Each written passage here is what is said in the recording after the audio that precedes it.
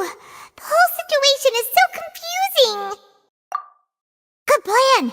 Impossible things don't just happen. We'll get to the truth one way or another. Just relax. Even if everyone else suspects Lenny and Lynette, at least we will be supporting them from the stands. Besides, I doubt Farina understands any more about what happened than we do. Thanks, Navia. Well, we'll be going then. Best of luck to you.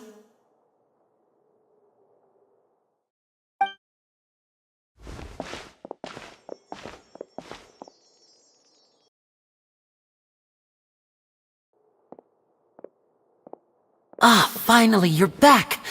Well, how did your investigation go? To be honest, you might be disappointed. No. We're already very grateful that you were willing to help. Well now, don't you all look disappointed. Don't tell me that your investigation came up empty-handed. That was to be expected, of course. The guilty can never produce proof of their innocence. But don't let that stop you. I shall be terribly disappointed should you, my most anticipated foe, concede so easily. Since both parties are present, I declare that the trial regarding the magic show incident is now in session. Firstly, in order for the audience to understand the causes and results of the incident, could we please have Mr. Linney explain the trick? Yes, of course. I will explain while Lynette demonstrates on stage. All the necessary items have been prepared. Thank you, Mr. Linney. In that case, I take your statement to be that you ran to and remained hidden within the magic box in the audience stands once the trick began, and thus could not have committed the crime. Is this correct? Yes, that's correct, Your Honor. In that case, I call upon the prosecution. Lady Farina, do you wish to refute his statement in any way? Why, of course I do. Allow me to take the first shot and break this case wide open. Mr. Linney is clearly lying. There is no way you could have been in the box the whole time if you were to abduct Halsey and murder Cowell. In fact, I'd say you were hardly in that tunnel at all. That is simply your hypothesis based on the presumption that I'm guilty. Oh, is that so? And if I may ask, what did you hear while you were inside your box? The roaring countdown of the crowd, of course. That's how I kept track of the time and built anticipation for the finale. And you didn't hear anything else at all? Nothing that might leave an impression of any kind? No, nothing. I see. But when the count reached 30 seconds or so, there was a thud. One so loud that I believe practically everyone heard it. Huh? Hey, hang on! Something's not right here.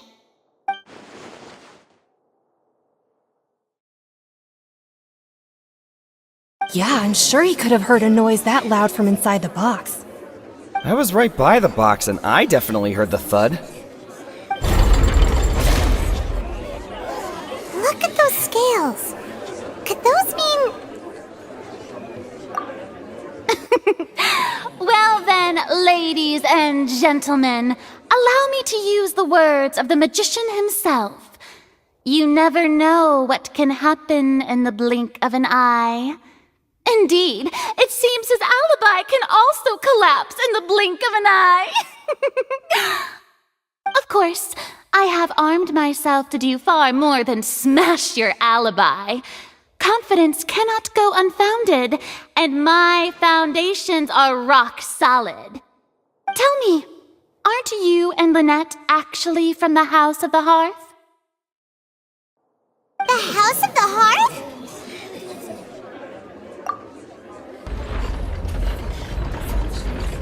No wonder they did something like this. So the serial disappearances were the Fatsui's doing. Now it all makes sense. I've got a feeling that what happened on stage probably wasn't just an accident. that's irrelevant. Our identities have nothing to do with what happened. Indeed. Then perhaps you could tell us everything that happened during that 1 minute. Your first priority is to prove yourself innocent after all. I'm sure there is little that needs to be kept secret now. Unless your script already has holes in it. The Outlander is speechless. My, oh my, don't they look flabbergasted? Now comes the infighting and discord, I suppose. This was almost too easy. Good thing I made all those preparations. Seems the all-nighter I pulled last night is really paying off. Hey, Linny, why didn't you tell us this before?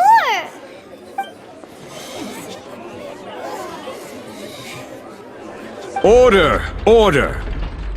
Mr. Linney, allow me to re-establish the facts. Lady Farina has raised 2 points. First, when the thud was heard in the Opera House, you were neither in the box nor the tunnel. Second, you and Ms. Lynette are both members of the House of the Hearth. Are these claims true?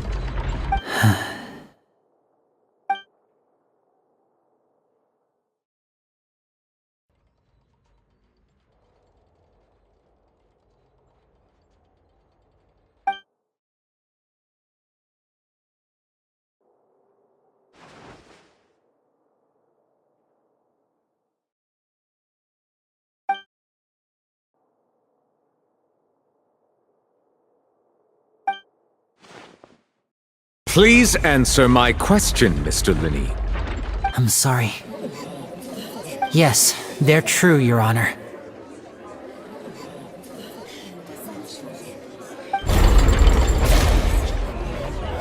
I knew it! Well, that's it. We might as well move on to the sentencing already. What should we do now? Granted. In that case, what is your request? Is that really necessary? They're already as good as guilty.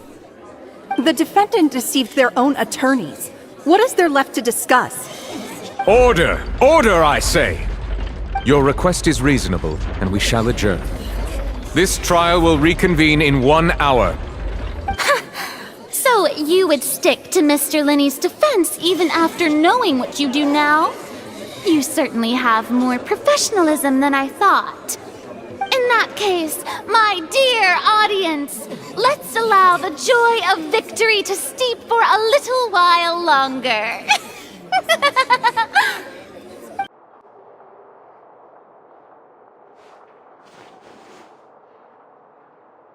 Well, this is awkward. I didn't think the Hydro Archon would dig all that up. I'm sorry, Traveler and Paimon. Yeah, sorry. Paimon doesn't know where to start. We trusted you two. We based our entire reasoning on the assumption that you weren't bad guys. Not to set the wrong tone or anything, but Paimon's really mad! I'm very sorry. I know you're angry, and reasonably so, but please, let me explain. I know you've clashed with the Vitui several times before. I wouldn't be surprised if just hearing the word is enough to make you upset. But our organization is very, very large, and the Harbingers have very different personalities and goals. Right now, we want to save people. As many as we can. That's right. I'm sure we're on the same page when it comes to this nation and the disaster that its people might face. I knew if it weren't for our respective identities, we could become good friends. That's why I didn't wish to flat out lie to you, but chose to hide some details instead. The truth is very important, but being completely transparent about everything would see us spending more effort than we need to. Right. So, you be the judge. Heck, if I were you, I fear that I'd even struggle to trust me at this point. You met a Fatus who works as a magician, a trickster by trade. All by coincidence, too. But still, I'm asking you to trust me. I am no criminal. At least, not in this case. Sorry. Please forgive us. Well, you both say that, but... Right, let's hear your answer first, and no lies now! Of course, I'll answer any question you ask. We've been trying to find out how the Oratrice operates. We want to know why it has a consciousness. Why can it deliver sentences accurately? During our investigations, we learned that the machine's core is beneath it. From that moment on, Lynette and I have been designing this box swap trick, with the objective of getting close to the core. Is that why you needed a whole minute? That's right. In truth, the audience would take about 75 seconds to count down from 60, while I would only need 15 to get to the opposite box. So, after jumping into the tunnel, I accessed the Opera House basement via the vent, and went to investigate the room in which the core is stored. That air vent was created during the construction of the tunnel specifically to execute this step. Well, nothing. As soon as I reached that room and was about to investigate, I heard someone's voice. Which should have been impossible, of course. I was quite certain that I was the only one in the room. That voice seemed to recognize me and tried to speak to me. I chose to err on the side of caution and retreated the way I came. On the way back, I saw the broken vase and the clothes on the ground, but the countdown was almost finished, so there wasn't time to give it any thought. After that, the homicide occurred just as you saw. Well, that explains why you didn't hear the thud. Because of that prophecy I told you about, of course. We must know all we can about this nation's secrets in order to deal with that prophesized crisis. That's the only way we can save everyone. So, there you have it. The whole truth. I swear, I didn't hide anything from you this time. It was never my wish to proceed under this cloud of mistrust either. But, like I said earlier, you can be the judge. If you want to leave because you don't trust the Fatui, there's nothing I can do to stop you. Well, Traveler, you decide. Paimon will follow your lead however you choose.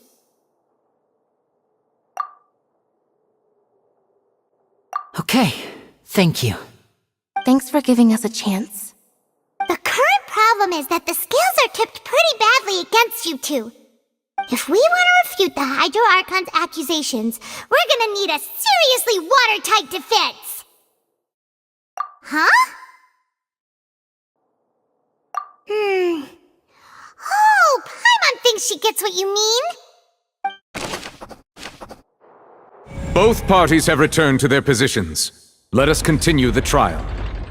When last we left off, Mr. Linney acknowledged the new evidence presented by Lady Farina as fact. Therefore, Lady Farina may continue stating her reconstruction of the events. That took long enough. Now then, if everyone would lend me their attention. At this stage, let's revisit that scene from Linney's perspective. As the countdown began, he entered the tunnel. When the flatbed trolley passed, he opened the box and got into an altercation with Halsey, which caused the loud thud. He did not realize that this sound could be heard by everyone in the opera house, which is why he claimed earlier that he could not hear the sound. Finally, he used the vase to knock her out, before making her change clothes to prevent others from recognizing her. At this time, Cowell arrived in the tunnel, having heard that strange noise, and caught Linney red-handed. So Linney proceeded to knock him out too before stuffing him into that box. Afterward, Linney passed the unconscious Halsey to his accomplice through the magic box in the audience stands, before operating the devices such that Cowell's death would be ruled an accident. And there you have it. That's the truth behind what happened. Does the defendant's side have any objections to Lady Farina's description of the events? The key to refuting Lady Farina is the order of events. What Linny experienced and what he saw. According to Linny, he left via the vent after entering the tunnel. He couldn't have had that altercation with Halsey. Linny went to the room that contains the Oratrice's core. This is the actual truth.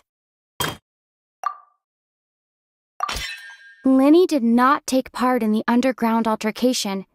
He only witnessed traces of the aftermath. Attention! Ace Detective Paimon has something to say! When the countdown started, Linny did indeed go into the tunnel. But he immediately used a vent to access the Opera House basement, which is where the underground core of the Oratrice is stored.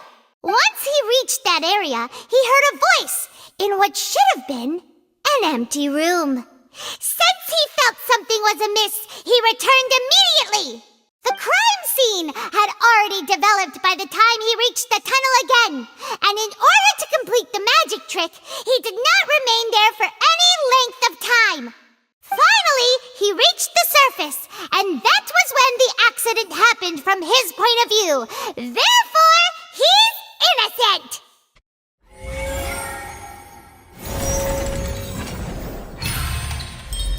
Whew! Paimon did it! Paimon actually managed to say all that! Oh, wasn't it awesome? In other words, you believe that he knew nothing of the incident? That's right! My reasoning? If that's the case, then if Cowell hadn't entered the tunnel, who was the entire setup meant to kill?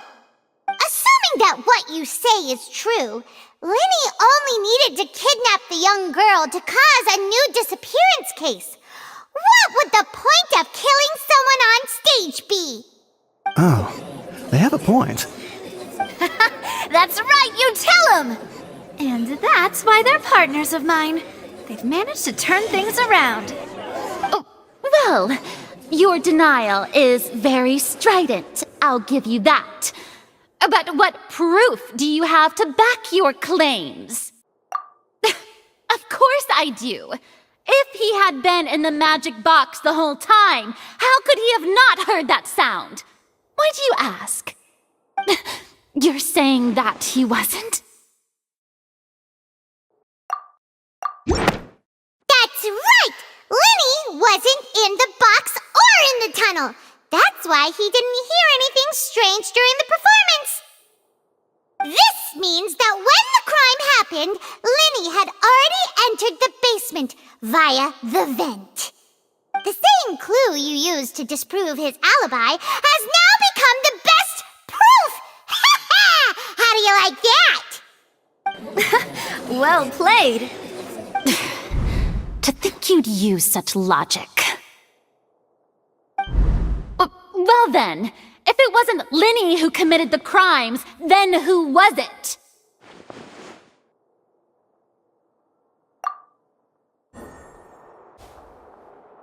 Huh? That can't be right. Are you serious? The killer was, in fact, Cowell, the deceased! Oh, is that so? How interesting! Let's hear your reasoning then. What I must do next is recreate the truth. What Cowell did, and how he went from would-be perpetrator to victim.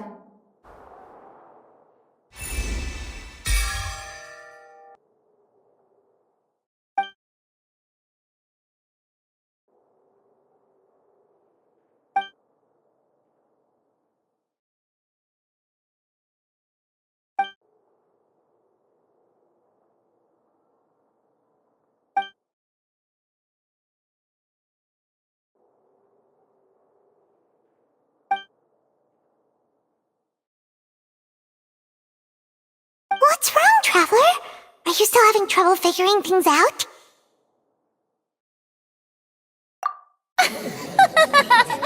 I see how it is. So this was all just a bluff. And here I thought you had something to show for it. But it seems you're still far from the truth. Look, since we're at a dead end, why not consider a different track? Just like the trick as it transpired, the end result must have been utterly different from the magician's initial design. If only we knew how Halsey disappeared. Well, that would be nice, but the tunnel only has 3 exits, and none of them seem very likely.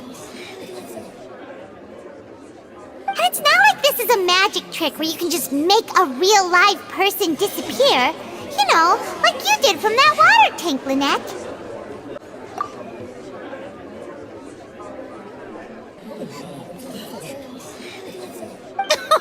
Excuse my interruption, dear opponents, but do you not see that the crowd is growing impatient? There is no greater sin in this opera house than an awkward delay in the performance.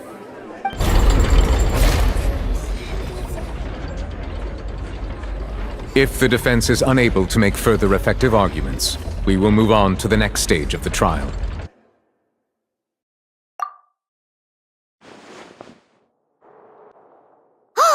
Paimon gets it! It all comes together if Halsey disappeared instead of being kidnapped. Lynette escaped from the water tank, vanishing gradually and leaving only clothes behind. If there's a similar method where a person could be transformed into water... Just a moment, please. I do hope you know how preposterous you sound at the moment. How could a person ever be transformed into water? This is reality we're talking about here, not some magic trick. Must we really? I should think that of anyone. Your friend Linny already knows this truth very well. Magic tricks are ultimately just illusions and misdirection. But Halsey's disappearance is very real. We're talking about 2 completely different things. Even so, I trust the traveler's judgment. The truth must be out there somewhere. Perhaps some new line of reasoning may open if we try to gather all the focal points that don't make sense. Since Cal was the deceased, we haven't placed much attention on him. But given that we aren't making much progress with the case, it wouldn't hurt to have a look at his belongings, would it? People really do come up with all sorts of harebrained schemes when at the end of their rope. The way I see it, your suggestion that we broaden the scope of our investigation is nothing but a tactic for stalling the trial. Nevertheless, I believe that this is a reasonable request on the part of an attorney. Since the trial does indeed appear to be at an impasse, I believe that additional evidence may help us make more progress. Guards, please step into the lounge and examine the personal effects of the deceased, Cowell. We are still examining the items, but we have already made critical progress that we feel must be shared with everyone post-haste. We discovered several test tubes of fluid within Cowell's baggage, each labeled separately. The notebook in his backpack claims that these fluids are water from the primordial sea. The primordial sea? The note's contents also indicate that Cowell belonged to an organization that sells illegal drugs and that he had an accomplice. The notebook has many entries concerning safe usage of these fluids, in which the keyword dissolve appears many times. One of these tubes was labeled Opera Epiclese, along with yesterday's date. It is empty. The notes also state that these dissolution properties work exclusively on people from Fontaine. It's likely that Halsey was chosen as some sort of test subject. As such, we believe that the defense's hypothesis is, in fact, supported by sufficient evidence. You've gotta be kidding! People dissolving into water? Could something so ridiculous actually be true? Wait a moment. This reminds me of a certain prophecy, but it's just a coincidence, isn't it? If people can become water, does that mean that the water tank's real use was as a means to hide water stains? And if Cowl was targeting that girl... Wait just a minute. Could that mean... You two, with me, quick! Demoiselle, wait! What about your partners? Let's go. Just trust me. Order! Order! It is undeniable that further examination of the deceased's personal effects has yielded some surprising results, but we cannot yet verify the veracity of these clues. Still, let us assume that these clues are indeed authentic, albeit with the understanding that Ms. Halsey has yet to be found.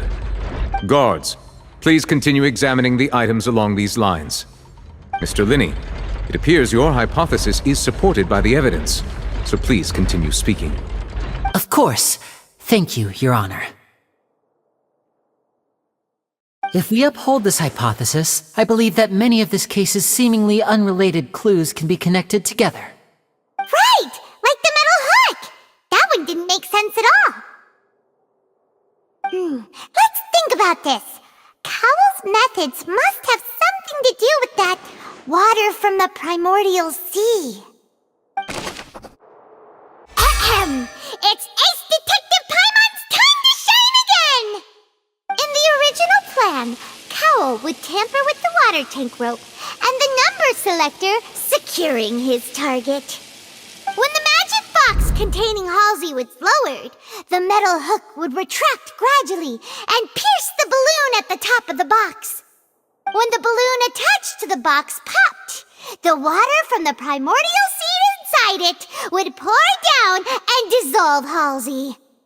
Afterward, Cowell would enter the tunnel and break the flower vase to conceal the water inside the tunnel, with the remaining evidence being covered up by the water tank on stage. But he encountered something unexpected in the tunnel and wound up being fatally hit by the same water tank he meant to use to cover his tracks. Huh. That does make sense. That actually links together a lot of the more confusing pieces of evidence.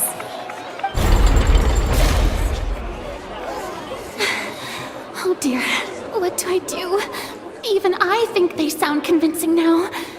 Have I falsely accused an innocent person? What a humiliation. Now, it seems like the only point of contention remaining is the exact circumstances that led to Cal's death. His notes mentioned he had an accomplice who could be related to the situation. On that note, the guards have just contacted me indicating that they uncovered new evidence.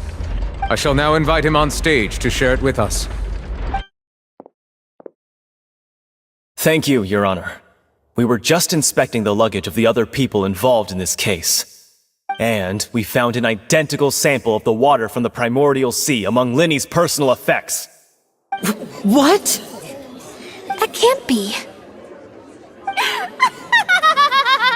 Oh, I see. Well, how wonderfully comedic to have your own counterattack only to come back and wound you. Does this not clear all doubt? My dear citizens, my loyal audience, allow me to present my reasoning and bring this performance to a swift close. Linney did not need to take part in the dissolution of the young woman at all. Indeed, he did leave the scene via the vent. Having made modifications to the props beforehand, his accomplice Cowell then caused Halsey to vanish using the water from the primordial sea. Upon his return, in cruel avarice, Linney desired sole credit and prepared to do away with his partner in crime. Ultimately, he knocked Cowell out, and the tool meant to cover the crime up also became a murder weapon. Now, as much as I regret having come to such a viciously straightforward conclusion, It does seem that the famed Fatui is quite the cold-blooded and ruthless organization. Am I right, Mr. Linney? We've used up all the evidence we collected. There's no way for us to make a rebuttal here. Is this the end of the road? Oh no! Paimon can't think of anything either. It doesn't look like there's any way around this. Seems using the water as new evidence was too good a move. Oh, why did this have to happen now? I think we've all seen enough now, and we have ample witnesses to my flawless reasoning. I believe this is indeed the finale! Now then, my good, noble Chief Justice, should we not, in your view, Excuse me, everyone, but I must interject! Miss, I must ask you not to shout, and to respect the ongoing legal proceedings. Oh, come on, don't be hasty.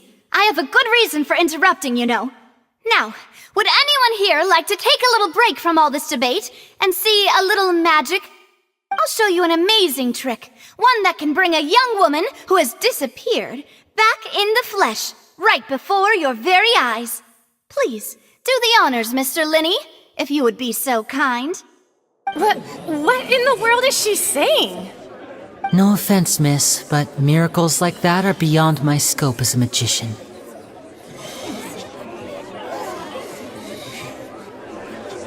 Come on now, don't be silly. Magic is all about misdirection, isn't it?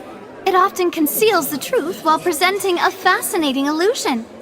But once everyone believes the illusion, can't magic reveal the truth to them once again? And wouldn't such a trick be the most marvelous finale to today's performance? Come on, Lenny and Lynette. Give it another go. Don't worry. Spina di Rasula has made the necessary arrangements on your behalf. But, as the magic makers and stars of the show, I think I should leave the final performance to you. I understand.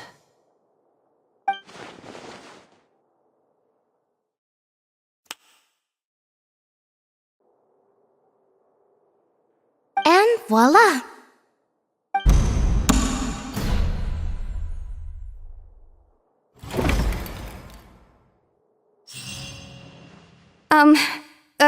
Sorry for the interruption. Wait, isn't that Halsey? So the whole thing about people dissolving wasn't true after all? To be clear, I'm only here because this person told me that if I testified, the merit of doing so would lessen my sentence. I was hiding outside this room listening to the proceedings because I was afraid that I would be the one put on trial. I was just feeling happy that no one had noticed me, and then before I knew it, she caught me. That'll teach you to underestimate us three. Where should I begin? I'm sorry. I'm the one who killed Cowell. I admit it. What? Why? Firstly, my name isn't Halsey. It's Lillian, and I'm originally from Mondstadt. I heard that Linny's show was going to be a real thriller, but I missed the chance to buy a ticket, so I stole one. That's how I make a living. I steal stuff here and there, and I'd never been caught before. But I was noticed at the harbor a few days ago, and I barely got away. Linny was the one who caught me in the act. Hey, no wonder you look familiar. So you were the thief! Liddy even mentioned that you were pretty skilled. Well, and I thought that would have been the end of it, but then the number selector chose me. He even mentioned the Fortress of Meripede. That's a prison, isn't it? So you can imagine how shocked I was.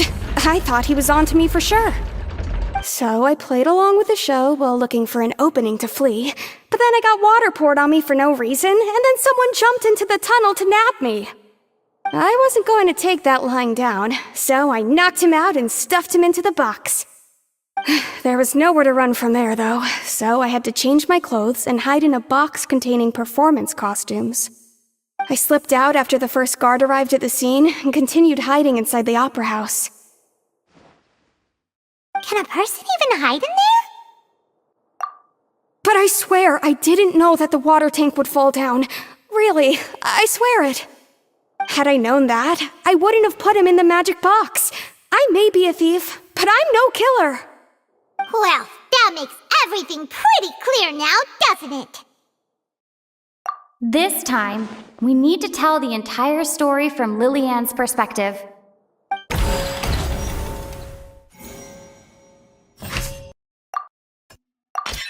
The strange sound wasn't from a fight. It was Lillian's attempt to break out when she was frightened. The flower vase was not broken to cover anything up, but was smashed during the struggle between Lillian and Cowell. Lillian was afraid that she would be recognized if she left, so she changed clothes and hid, biding her time. Just what one might expect of an experienced thief. And it's Ace Detective Paimon time! Having been selected out of the blue, Lillian panicked. Her panic only intensified after she entered the tunnel and had water poured on her head, so she kicked the door open, producing the thud we all heard. Hearing the commotion, Cowell leapt into the tunnel, only to discover that Lillian had not dissolved. He did not know that Lillian was not from Fontaine, but was a thief who made her way in by stealing a ticket. Mistakenly believing that the water from the primordial sea needed time to take effect, he tried to force Lillian back into the box. The two broke the flower vase during the struggle, but Lillian came out on top, knocking Cowell out and putting him in the box. With no way of escaping, she changed her clothes and hid in the costume trunk until the performance ended.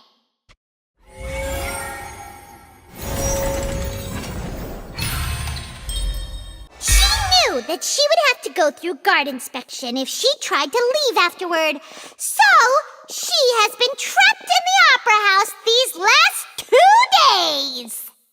She had already become desperately hungry by the time we were chatting over macarons, so she swiped 2 of them right under our noses. Talk about a sneaky thief. At this point, all the events that happened in the tunnel have now come to light. Ah, so that's the whole story. Bravo! Bravo! Now then, Lady Farina, do you wish to speak against the defense's statements? Please answer the question, Lady Farina. Also, if I may add, the trial has not yet ended. As such, I request that the prosecution not leave the room before the proceedings have concluded. What, are you reading my mind now? No, I have no further arguments. I admit defeat. But really, could you at least have left me with some dignity? Wow, look at that!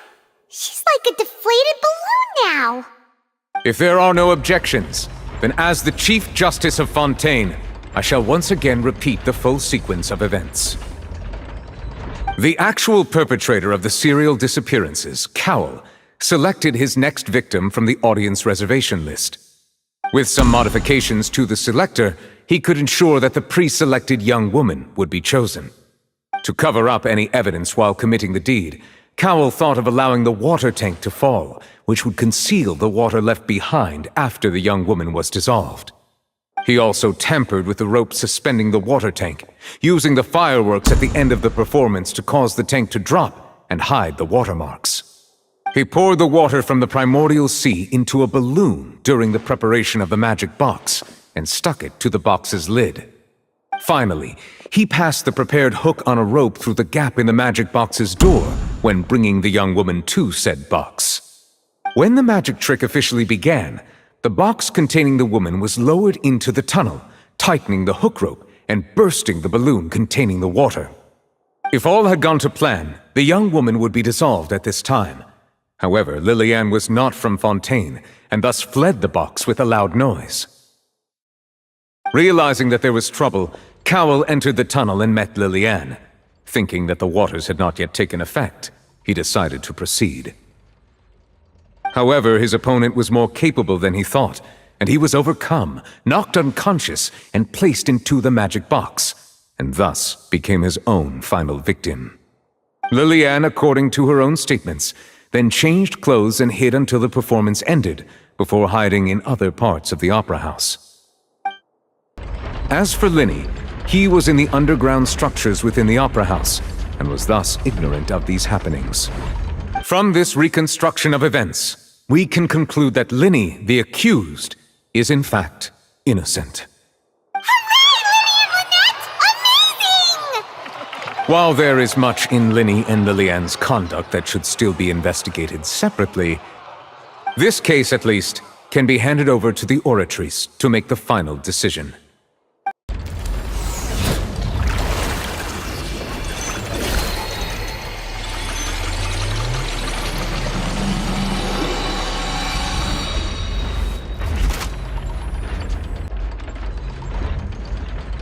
As such, Linny and Lynette are officially declared not guilty.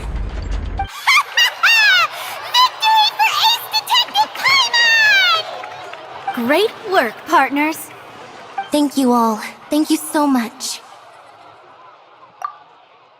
Next, I think we deserve an explanation, Guard Vaughn. How did you find the water from the primordial sea in Linny's baggage? Right! Your discovery caused me to make a serious mistake, you know. Or was that not a discovery, but false evidence that you dare to bring before this court? I suspect that the accomplice mentioned in Cowell's notes was not Linny, but you, yes?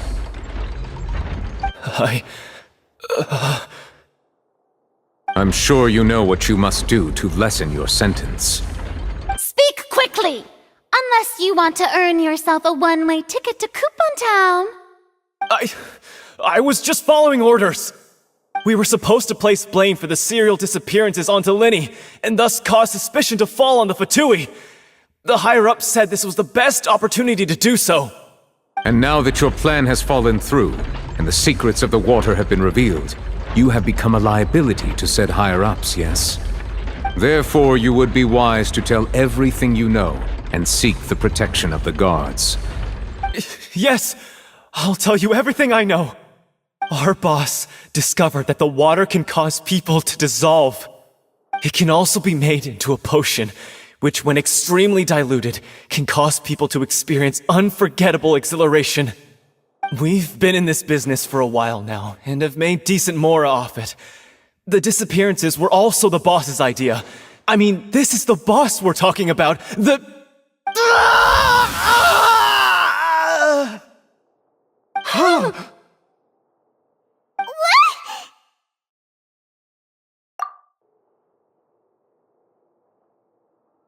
And now he can no longer talk. Such ruthlessness. I shouldn't have expected any less of them. An outrageous act. All present, please submit to inspection immediately.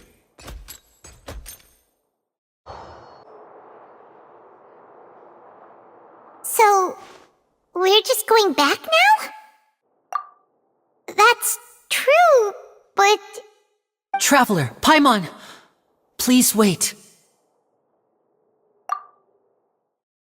Linny... I know you may not want to speak to me right now. Maybe you don't even want to look at me. But still, let me thank you again for defending me to the end, even after you learned that I'm a member of the Fatui. I guess. But regardless, I'd like the opportunity to set things straight. I didn't approach you with any ulterior motives or ill intent. I've spoken to you as myself, just plain Linny this entire time. As for why I'm a Fatus, it's because the goals of the House of the Hearth align with those of an orphan like me. That's all. That was how Father, who you might know as the Knave, approached recruiting us back then too. The Knave? The one who controls the House of the Hearth? She's your father? That's right. And since we're here, I was wondering, would you mind hearing a story? It's about my past. Back when our parents first died, Lynette and I were left wandering the streets. To survive, I took to surreptitiously observing an older street performer who did magic. It took me several days to figure out how he pulled off his amazing tricks. I took my sister through several streets until we found a crowded corner, and we began to perform magic tricks there. To my surprise, we proved to be pretty popular, and we could at least stop worrying about where our next meal would come from for a time. But I didn't want my sister to remain a street rat together with me forever. Before long, an aristocrat came to me and claimed that he wished to take us in after watching my performances. So you went from orphans to nobility just like that?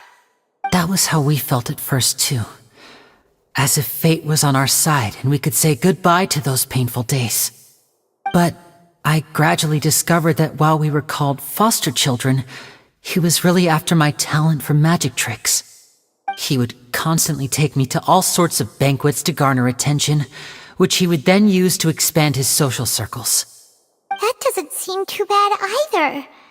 Better than roaming the streets at any rate. It took a while for me to realize just how dark his heart really was. After one particular performance at a banquet, I discovered that Lynette was not on the same return vehicle as me. I waited a long time after we returned home, but she did not come back. I went to that noble's bedroom and asked him about her whereabouts. The answer he gave me was, "She caught the eye of the most eminent person at the banquet, so I sent her over as a gift. I mean, you'll be able to perform your magic regardless of who your assistant is, yes?" Oh no. So he was gonna... But wouldn't Fontaine's laws deal with such people? As far as outsiders are concerned, this is a relationship akin to adoption or foster care, and they have their ways of escaping the eye of the law. I managed to ferret out the location of the mansion of that so-called eminent person and hurried through the night. But by the time I leaped over the walls, avoided the guards, and made my way in, all I saw was the moonlit ground covered in blood, and the knave standing there in the darkness. So, she'd already taken care of that guy. That's right. She had rescued my sister before she could come to any harm, and had even discovered several girls hidden in a basement, all of them orphans. Father, the knave, might have seen something in me, and so she made me an offer.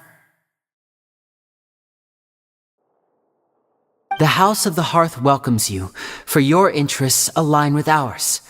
Here, none will ever betray you. Indeed, betrayal shall never be permitted here.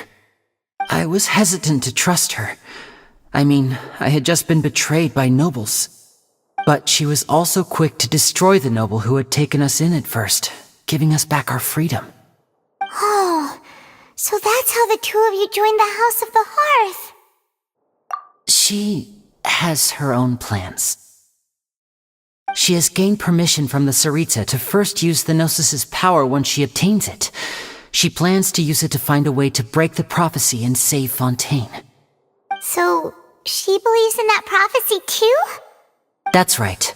The whole House of the Hearth is currently working to combat that crisis. Today's case has also proven that people from Fontaine can indeed dissolve into some sort of water, thus further supporting the prophecy. Everyone at Hotel Bouffe d'été, including the knave, has their roots in Fontaine, and we will always defend our homeland. To us orphans, the only connection we have left to this world, apart from our family, is our homeland. So, from small deeds like distributing magic pockets to huge schemes like stealing a Gnosis, everything is aimed at dealing with that prophecy. It's alright. I understand. The only thing I can do is relate all this to you. I just hope you can understand that even as a member of the House, I have never stopped making my own decisions, and that I believe what I'm doing is right. If you should need anything at all in the future, feel free to find me.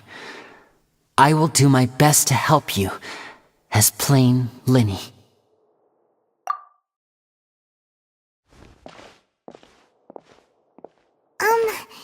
Bye, Linny!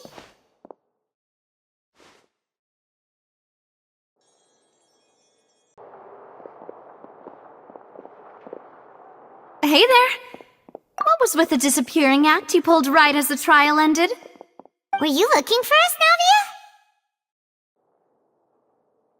Navia? Well, this whole thing isn't exactly over, is it?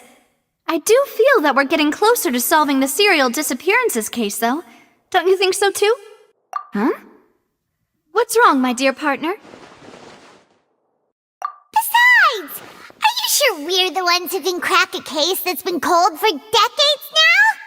And given that there's new evidence from the trial, there should be a trail of breadcrumbs for the Hydro Archon's people to follow now, right? Ah.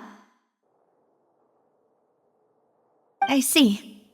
Well, I won't lie. I'm a little shocked to hear that from you. But I suppose you are just travelers who have only arrived in Fontaine after all. Sorry. I might have been too presumptuous. Don't say that, Navia. Ah, and we were having so much fun investigating with you, too. It was like having new waters flowing into a stagnant mire, causing new hope to spring forth, and the reflection in the murk to become clearer. Sorry about that. I'm a bit prone to nostalgia. Don't mind me. Wait, shall we have a farewell meal? You know, to commemorate our time as partners? Huh? Do we really need to get that formal? Well, guess you really did treat us as partners, huh? Well, I'd just like to have a proper ending to every important memory. That way there are no regrets later. Anyway, it would just be a meal, so it shouldn't take up too much of your time. You don't have to twist Paimon's arm. If Boss Navi is treating, count Paimon in! Oh, wonderful! In that case, why don't we return to the court of Fontaine and head to the Hotel de Boer? I believe we'll make it just in time for dinner. Alright then, let's have our farewell meal! I came here several times with my father when I was little, but stopped eating here as often after growing up. I hope the food here will be to your taste. Oh, don't worry! We haven't eaten at a hotel like this in a while. Paimon's getting excited already! In that case, I'll go order for us first. Please wait here a moment. Ooh, everything looks so good! People in Fontaine sure know how to enjoy life! Why, of course. Go ahead, try whatever you like. If the food's good, I'll make a group reservation for the rest of Spina di Rosula next time. And if it's not? Well, then I'll still bring everyone. Albeit with only one dish per table. You, sure have your own way of doing things. Oh, we called this a farewell meal, but we could also treat it like a victory feast, right? We did just win that case after all. Oh, true. Very true. In that case, boss, we'll have another 2 dishes. Huh? Paimon didn't mean that you had to order even more food. Speaking of cases, do you think that the mastermind behind the serial disappearances will get caught soon now that this has all happened?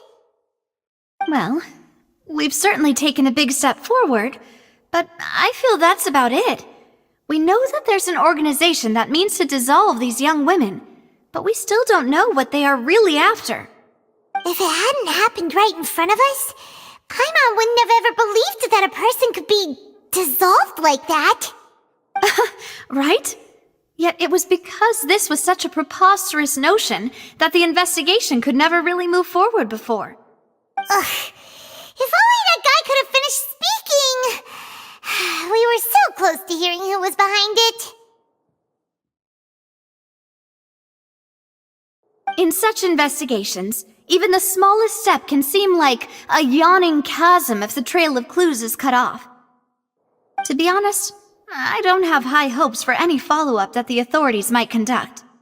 It's not that I don't have faith in their ability, it's just that a different perspective is required in some matters. It's easy to guard against and deceive a single narrow perspective. A shift in thinking is required at such times in order to produce a breakthrough. Which is exactly why the Spina di Rosula exist. Those highfalutin folk are not all-knowing. That's why we exist. To seep into the cracks where filth falls through, where their watch fails them. That's the kind of problems we solve. Seems Paimon thought things were simpler than they actually are. It's all right. Well, this was supposed to be a farewell meal, so I doubt you have further interest in this business, right? Let's talk about something else. Like, what are your future plans? That's true. We didn't have a chance to speak to her after the trial ended. It didn't really seem like the right time or place to do it anyway. I see.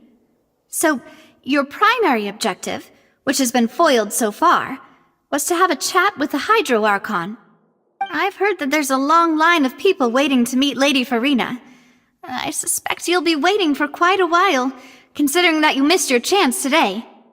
Yeah, we've heard that she's super popular here in Fontaine, and that it'll be tough getting any of her time. Well, would you consider some more, unique ways? Perhaps even methods of, let's say, questionable legality?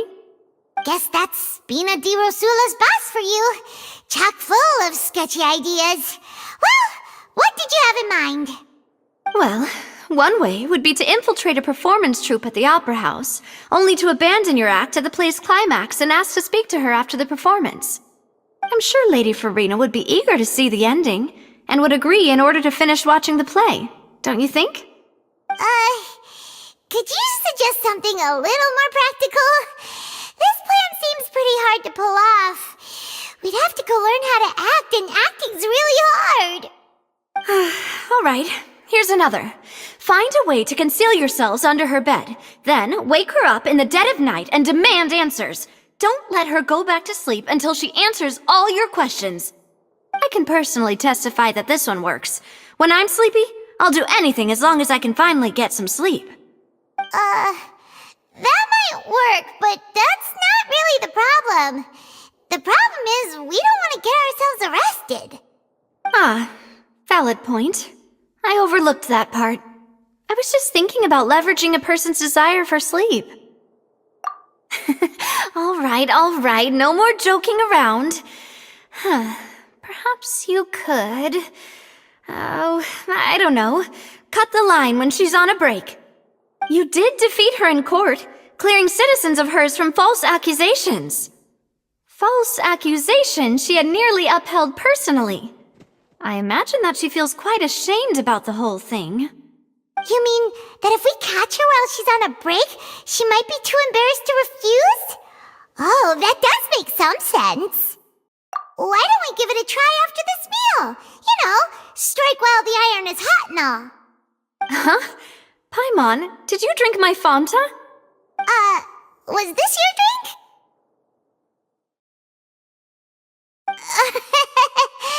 Sorry about that. Paimon wasn't really paying attention and the cup was right next to Paimon. Would you like to order another? No, it's fine. We're just about done here. Alright. Honestly, Paimon wouldn't recommend Fanta anyway. It tastes kind of salty and icky. Is that so? Huh. Well, in that case, we'll have to blacklist the Fanta here then. If we're all finished eating, then I'll go pay. Yeah, we're stuffed. Thanks for the treat, Navia. Oh, so full.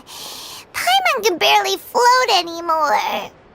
Nah, that would be so... normal. You know, like you.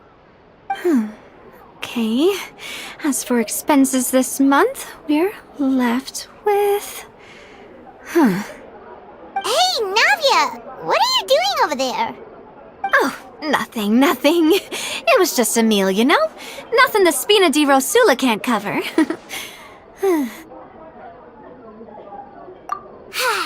Let's get ready to try to meet the Hydro Archon again. Bye, Navia! So this is goodbye, huh?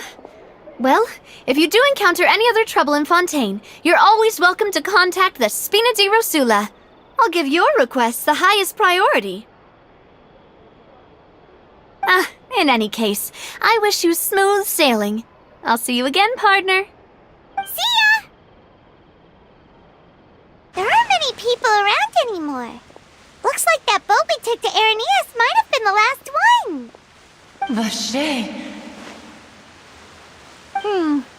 Looks like we're back here again. Huh? Traveler? Are you hearing voices again? Ugh. That's kinda spooky. Are you sure we don't want to come back in the morning? Vache? Vache. Hey, why are you still walking towards it? There might be something nasty in the water. Huh? Hang on. Paimon can kinda hear a voice. It's calling for Vache, right? Hey, Traveler? Stop walking! Come on, wake up!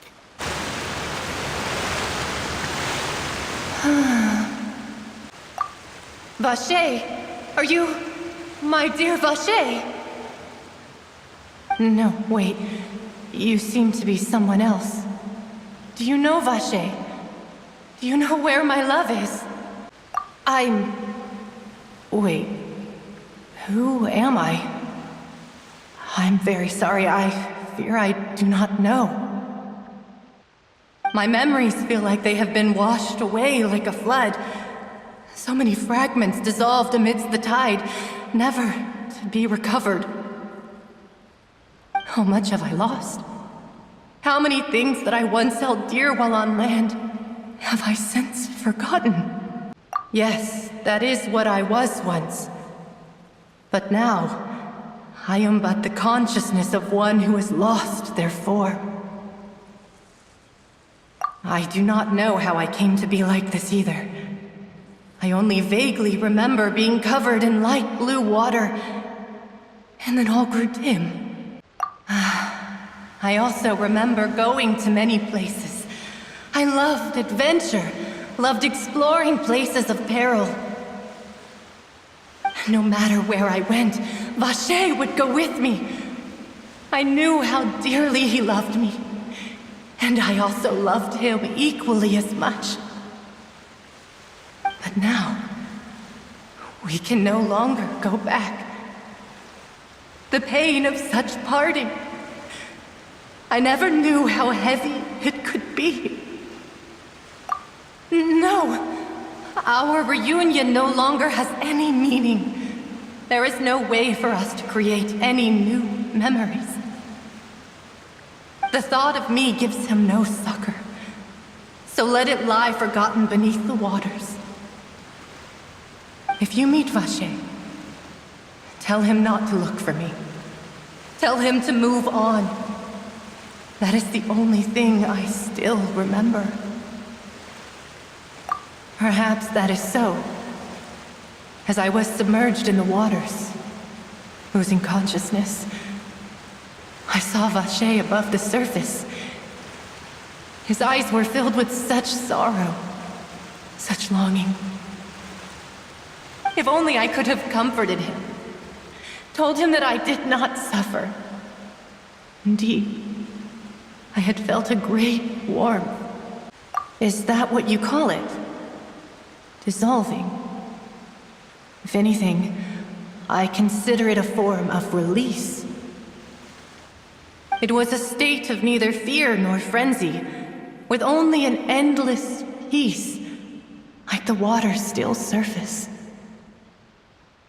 I could also liken it to being a thirsty person who drinks water for the first time and only then sees how they have lived for so long in a world of endless want and anxiety. I think I hear your companion. It's time for you to go, I think. Farewell, then. I am glad that you were able to sense my presence. Remember, if you see Vacher, tell him not to seek me out any longer.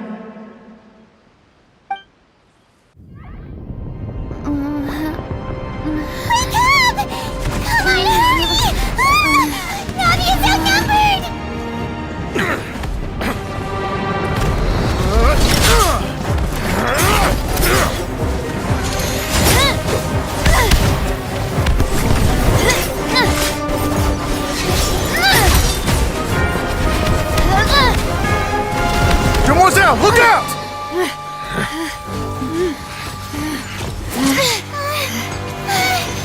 Dear God, it's a whole army of Gardamex.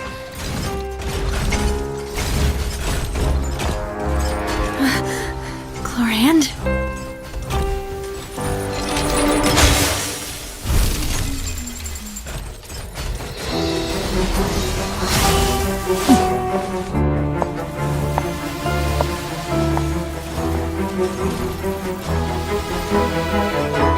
Quick, now's our chance!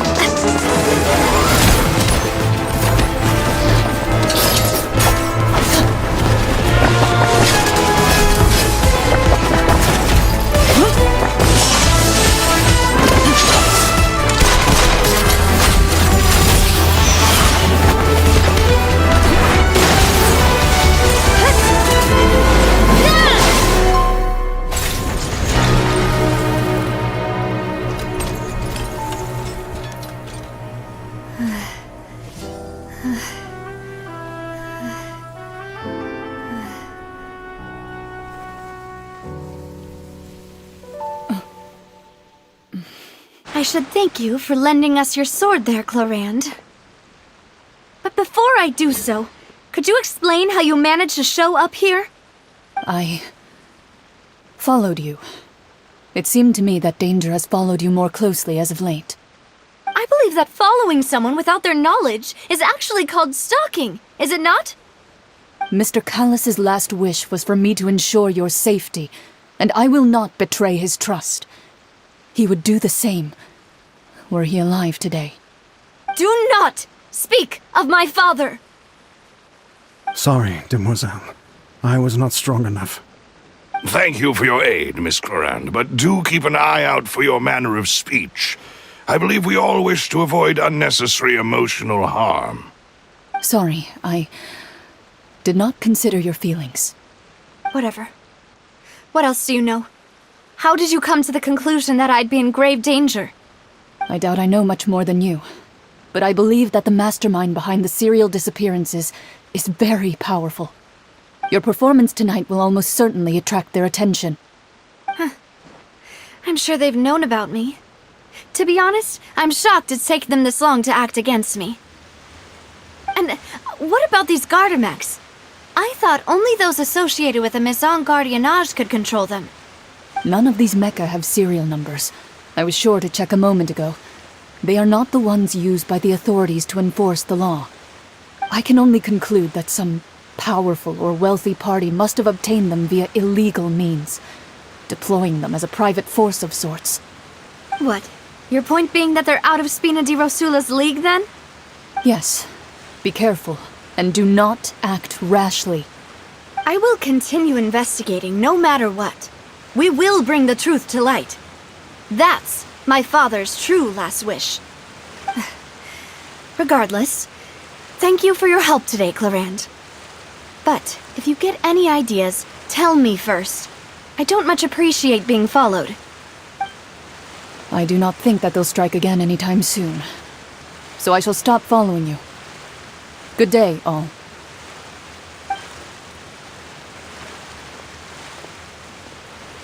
Right. I suppose that's the best news we've gotten today. Demoiselle, I believe that Miss Clorand was being sincere with you. If we tried, we could attempt to thaw relations a little. I know, I just... She's... Oh, thank goodness! Paimon thought we were done for! Those Gardamex came out of nowhere while you were unconscious, and Nadia and her gang saved us!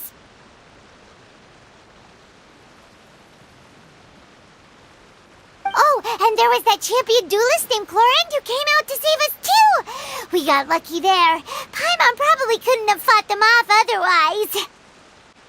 Oh, come now. Forget all that polite talk. That wasn't really a farewell meal we had back there. Not for me, anyway. In truth, I hope that every meal we have together shall be a victory feast. As such, we're still partners. There's no need to thank me. It will take 50 years for me to match Demoiselle's magnanimity. If it were me, I would have joined the Spina di Rosula on account of her goodwill long ago. All right, you two. That's enough. Actually, Navia, how did you know that we were in danger? You sure did show up in the nick of time. Well, to be honest, you're the one who tipped us off, Paimon. Huh? Really? Paimon contributed somehow? Ooh, Paimon's even more amazing than she thought! Yes, all thanks to you grabbing my drink by mistake. How did that help? After we parted ways, I was on the way back to one of our bases when I suddenly thought of what you said.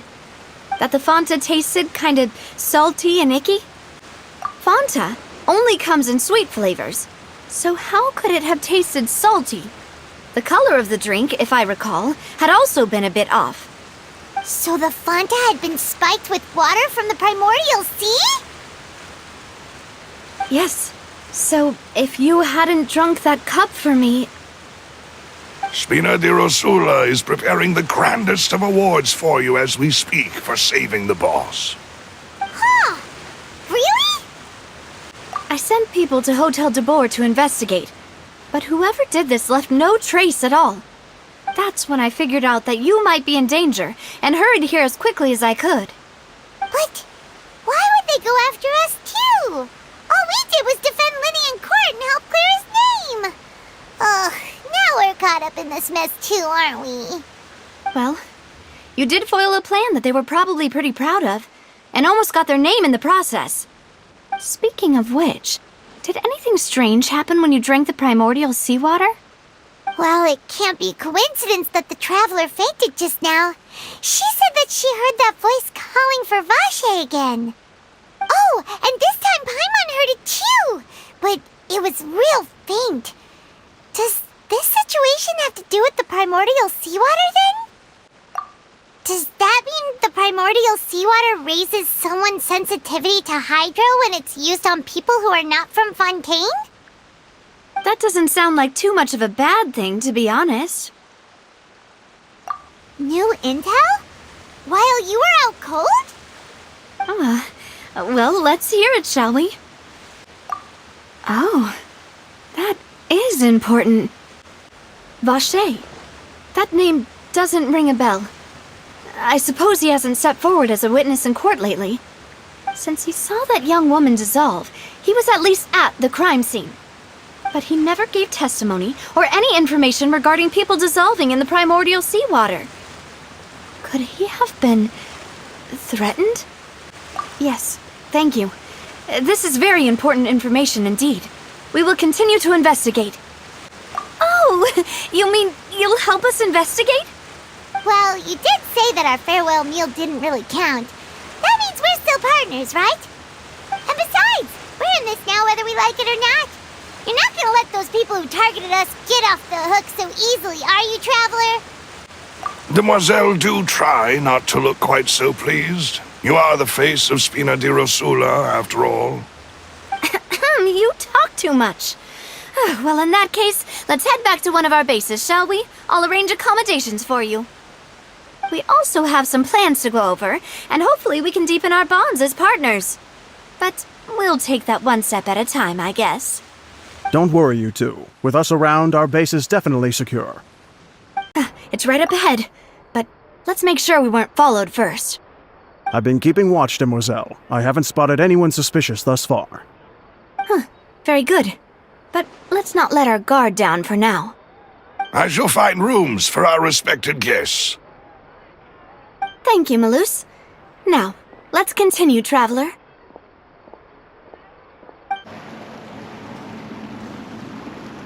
So, this is your base? It's not quite what Paimon imagined. Your accommodations have been arranged. Under the present circumstances, I can confidently say it's the best we have. Well, our funds have been a little tight lately. After all, we don't allow illegal or unethical profiteering. In fact, our funds often come from citizenry who support us.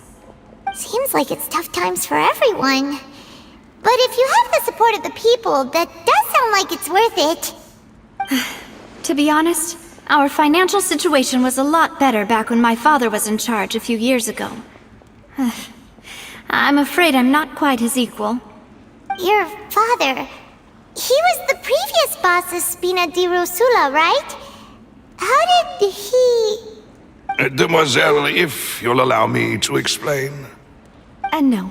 I'll explain it myself. I suppose I couldn't run from this topic forever. And as partners, this is something I hope they can understand. My father's name is Callus. Yes, the same one they call Callus the Unfaithful in the streets. 3 years ago, he was accused of murdering his own friend. But he chose a duel to defend his honor instead of standing trial. He died in the duelist's ring. Oh no. But I do not believe my father was a murderer. I'm sure he was set up. At the time, I believed that if he only stood trial and was duly investigated, something amiss would crop up and prove his innocence. But strangely, he not only requested the duel himself, but rumor has it that even after being seriously injured, to the point where he could be deemed as having lost the duel, he refused to surrender, determined to die in the arena. 3 years later, I still don't understand why he did that. How could he protect his honor if he's dead? If anything, he gave up his chance to defend himself. The closest piece of info I have is that my father had been investigating the serial disappearances case at the time of his death. Ah, so that's why you're so determined to get to the bottom of that case. That's right. I've also tried to investigate the murder my father was implicated in, but I haven't found a single new clue in my countless reviews of the investigation records. However, I believe that if the murder case is related to those behind the disappearances, they must know something. I must know what really happened. Was my father coerced? Framed? Even if he really did kill his friend, I must get to the truth. If only he'd been more open with me when he was still alive. He even hid the fact that my mother died due to complications when giving birth to me. And now, here I am investigating his death. You really are a handful, aren't you, Papa? Demoiselle, please, if there is anything I can do, anything at all. I also will never believe that Master Callus murdered anyone. There are none whom I respect more than the two of you, Demoiselle. Master Callus did so much good in life, yet all it took was one murder case for him to be dubbed Callus the Unfaithful. Even our supporters decreased greatly due to that incident, hence our strained finances at present. Wait, if Callus was such a good man, wouldn't people at least be a little suspicious when he was accused? No. Perhaps people just revel in that kind of drama. It's not something exclusive to people from Fontaine, really. Everyone's like that. People love watching the evil turn over a new leaf, but they also enjoy watching good people fall into an abyss from one slip-up just as much. But how could... never mind. If Callus was really falsely accused, we have to find the truth. He didn't deserve to have that happen to him. There is one other thing. Master Callus's opponent in the duel was Ms. Clorand. Oh, her? Isn't that as good as saying that she was the one who killed him? Yeah, that's not the sort of thing that you can just let go and move on from. Miss Clorand has always placed great emphasis on the honorable nature of the duel. If her opponent doesn't yield, she will not stop either. She knew Master Callus beforehand and greatly respected him, but seeing how he was resolute in the arena, there was only ever one choice she could have made. It's not that I don't understand her at all, but I just can't deal with this yet. Don't worry, Navia. Paimon knows how you feel. You don't have to force yourself to do that. Afterward, Miss Clorand told us that at the start of the duel, Master Callus requested that she ensure Demoiselle Navia's safety. Yes, that is our understanding as well. Oh, Papa. What madness drove you to ask the person who killed you to take care of me? All right, anyway, that's the information I wanted to share with you. Even if it did sound like I was just complaining towards the end. Thanks. You two should go and rest. This was quite a day after all. Yeah, Paimon's beat. Please, relax and get some sleep. We will ensure you rest soundly.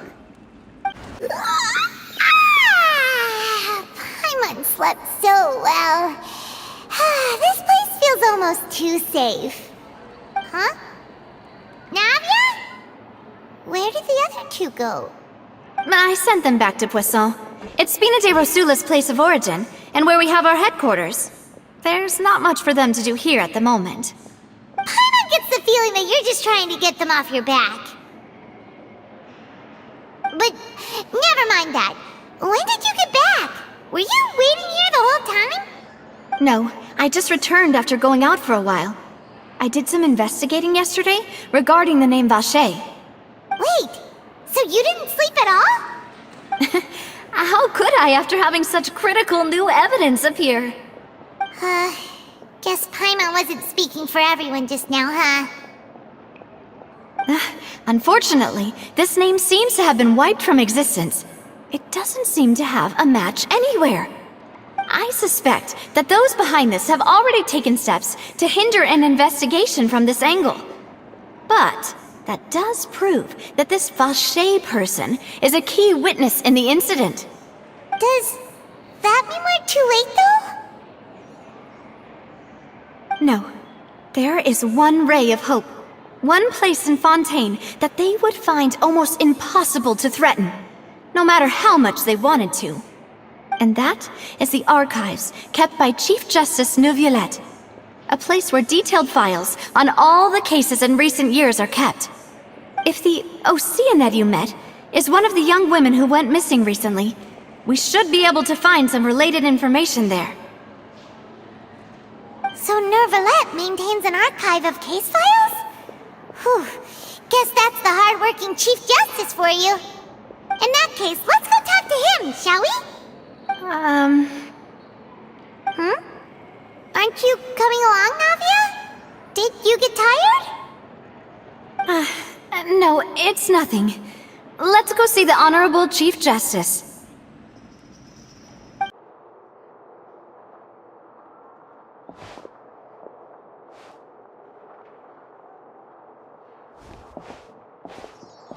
Halt! Please state your business here. The Chief Justice is presently occupied with official matters. Huh. This place does look pretty heavily guarded. Guess that proves that Neuvillette's files are really secure. Hey, don't you recognize us? Huh? Who are you? Just to be clear, I don't care who you are or who you might be related to. Our rules make no exceptions. See? They've got great discipline, too. Yep. Paimon can tell. If you're here just to crack jokes, I can point you towards the exit. Unlike some, we're busy, so please leave if you don't have a reason to be here. No. What I meant to say is, shouldn't you remember us from a few days ago? We were at the trial of the great magician Linny. Oh, yes, I remember. I read about it in the Steambird. You must be Linny's attorneys. It's all coming back to me now. We're here today to report and archive some information on a follow-up case. Huh. Is that even a thing? Of course. Don't worry. We're here on official business. You can trust us. All right then, I'll let you through. The Chief Justice is just inside. Thanks so much. Please come in.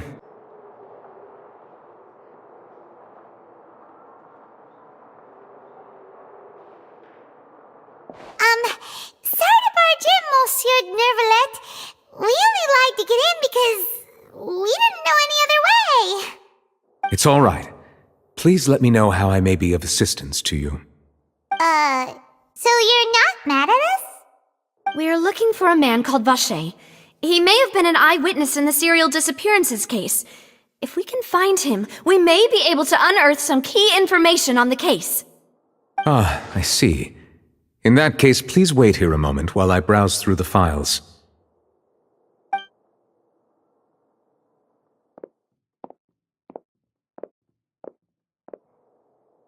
Who knew that Nervalet would be so easy to talk to?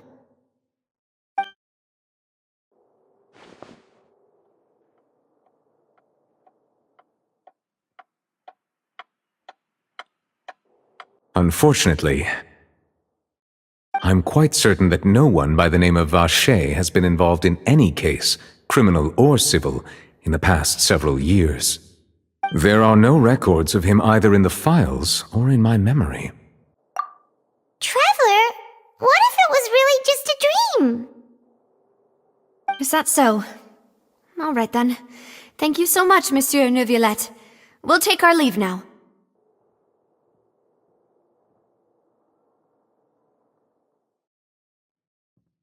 Ahem.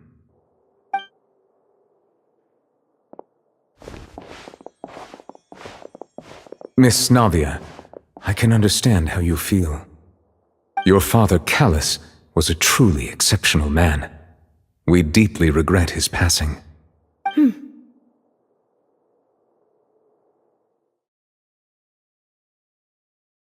And what are you trying to say, Monsieur Neuvillette? Are you trying to console me?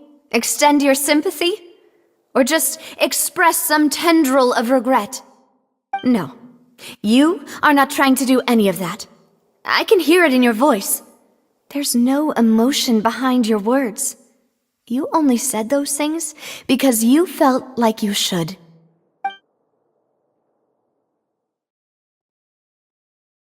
It's just like last time. After my father took his place in the duelist ring, I pushed through the guards to talk to you as a last resort. You even told me then that you thought there was something fishy with the case, yet you still allowed the duel to go ahead. In your eyes, the value of a human life is nothing compared to those cold laws you hold so dear. If you truly regret my father's death, then why didn't you call a stop to the duel? Why didn't you give me the power to stop him from throwing his life away? Why did you just let him die, despised and hated by all? Everything was hanging on a thread at that moment. Just the tiniest effort could have changed everything. There are still so many things I never got to tell him. So many questions he still owes me answers to. If you really have no heart, then just look me in the eyes. I, Navia, will show you the true meaning of regret. I'm sorry, Miss Navia. You and my father are truly alike. You keep all kinds of things in your heart and never say a word to anyone. It's not so much that you can't feel, but that you would never express anything. Oh well. In any case, everyone already knows full well the apathy of the Chief Justice. My apologies for taking my emotions out on you, Monsieur Chief Justice. Let's go, Traveler and Paimon.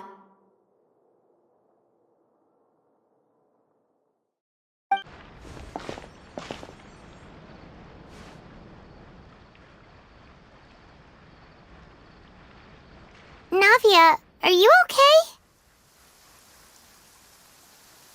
I'm fine. Rain. It's raining. You're right. Wasn't it still sunny when we went into the building? And there shouldn't be any active trials today. How strange. Now that I think of it, on the day my father was convicted of murder, it was also raining. What is it? Did you think of something? Yeah, he was outside. It was uncovered and the rain could fall there. Why? Do you think the rain could have affected the crime scene? That thought has occurred to us before. We've even expanded the search area to try to account for that, but didn't find anything of value. Oh? Wait. You don't mean... So you're saying that the true murderer could have been turned into water and then got washed away with the rain? Yeah, and if that's what had happened, then no one would have believed your dad, even if he explained what he saw to the authorities. I really think I found a true genius for a partner. You're completely right. How did I not connect the dots earlier? All right, let's go to Poisson. With this new lead in mind, we'll get to the bottom of my father's case for sure. Yeah, we're gonna make progress for sure this time. Do you want to go with me now? Or do you want to head over by yourself later? Great. Let's go then. Whoa, what a huge ship! Why would a ship be anchored at a place like this? There's no need to be so surprised. While it may look like a ship, it's actually Spina di Rosula's headquarters. My father was the one who asked for it to be built like this. Perhaps our taste in exterior design is the only thing we occasionally had in common. A gigantic and glamorous ship embodies discovery, opportunity, ambition, and conquest. It symbolizes Spina di Rosula's bright and limitless future. And Paimon thought you were bluffing when you said Spina di Rosula had a glorious past. Paimon was confused why a group with such a history would live in the sewers. But now that Paimon has seen this ship for herself, she's been convinced. Well, Poisson is where Spina di Rosula began, after all. It's our main base, our home. Melus, we're back! Apologies for the wait, demoiselle, and our most important partners. You said before that you still had some business at the court. What brings you back to Poisson so quickly? About that. It's because my partner here reminded me of something really important. You see, what if my father's case had something to do with water from the primordial sea? You still remember, right, Melus? On that night, it was raining? Yes, the case was quite similar to that of Mr. Linney's. Both were what you'd call impossible murders. Could you tell us a bit more about what happened before? Yeah, of course. Many years ago, something called synth began to gain popularity in Poisson. At a glance, it was a kind of drink that could excite your mood and produce many pleasant hallucinations. Wait! Didn't that guard guy who turned into water also mention that the primordial water could be used to produce some kind of potion? Yes, he did. Considering what we know now, it's almost certain that synth is created using water from the primordial sea. If you drink synth for an extended amount of time, you'll suffer many side effects, such as losing the ability to focus or control your emotions. And if you were to stop drinking it completely, you'll experience flashes of paranoia and anxiety while lacking energy to do anything. It's an extremely dangerous substance. As he oversaw Poisson, my father was compelled to put a stop to synth abuse and called for a complete ban of it. Boss's uncompromising attitude incurred the synth vendor's wrath. but no matter how much they threatened or bribed him, he refused to yield. Not only that, Boss became determined to find the mastermind behind the synth operation and put an end to the problem once and for all. Yes, but the enemy was very cunning. So he could never get anything out of the dealers, all of whom only sold the stuff and weren't privy to the rest of the operation. Recognizing that, my father decided to contact the dealers in secret and cultivate personal relationships with them. Finally, he was able to convince someone to become his informant. The man's name was Jacques. He felt greatly ashamed about his work after seeing many families destroyed by synth abuse. That night, my father hosted a banquet at his countryside estate. He planned to meet up and exchange information with Jacques over some food. But then, we heard 2 gunshots from the courtyard. We raced to the scene and found my father, still holding a gun, and Jacques, who was already dead on the ground. Huh? How did that happen? Aren't they on the same side? Sounds just like Lenny's case, doesn't it? In both cases, the culprit seemed obvious, but neither appeared to have any motive at all. Looking back on it, though, I now believe the most important clue was something we all overlooked at the time. There were pieces of clothing left at the scene. Precisely. It's all thanks to you that I made the connection now. Back then, we all just thought they were some costumes that Jacques used to disguise himself at the banquet. But, considering it now, it's almost certain that they belong to a third person at the scene. With one extra person, we'll also need to reconsider why the 2 shots were fired. You're right. We still don't know what happened. But my intuition tells me that we're on the right track to figuring it all out. I'm finally headed towards the truth. Jacques was an empathetic man who was infinitely remorseful for his past actions. It's unlikely that he turned on Boss with 0 warning. I think this third person is probably the key to the full truth. On that note, however, even though this will not please you, demoiselle, as your and your father's butler, I must still offer a word of warning. Our opponent is insidious and cruel. They are extremely difficult to deal with, and Boss has already lost his life trying to bring them to justice. Even though Spina de Rosula has lost most of its former glory, Poisson has welcomed a new time of peace, and we have been allowed to live out our lives. There is no need to follow your father's path. It would be both wise and in line with Boss's wishes to step back and give up on the case. If that's indeed what he wished for, then he should have told me that himself. Was I not the closest person to him? And yet, I was the one most kept in the dark. What was the point of him dying without sharing any of the secrets he knew? Did he manage to protect anything in the end? Synth is still here. Callus the Unfaithful is still his epithet. And Spina di Rosula is barely getting by. Nothing has changed. Did he think I'd just accept his meaningless death and live out my life just as meaninglessly? I've never accepted that, ever. Not since that day, and certainly not now. I want to find out the real answer for everyone's sake. For the missing girls, for the victims, and for myself. Navia. This is indeed the best moment to act. Your partner appears to be quite reliable, and more importantly, demoiselle, I think you're also ready to take this on. So you do know something else, Malouse? Yes, I do. In fact, even before that banquet, Boss already knew of the connection between Synth and the serial disappearances case. But what drove all the tensions to the boiling point was the revelation that you, demoiselle, had been selected as the next target to disappear. What? Boss also didn't tell you that he had been diagnosed with a rare illness.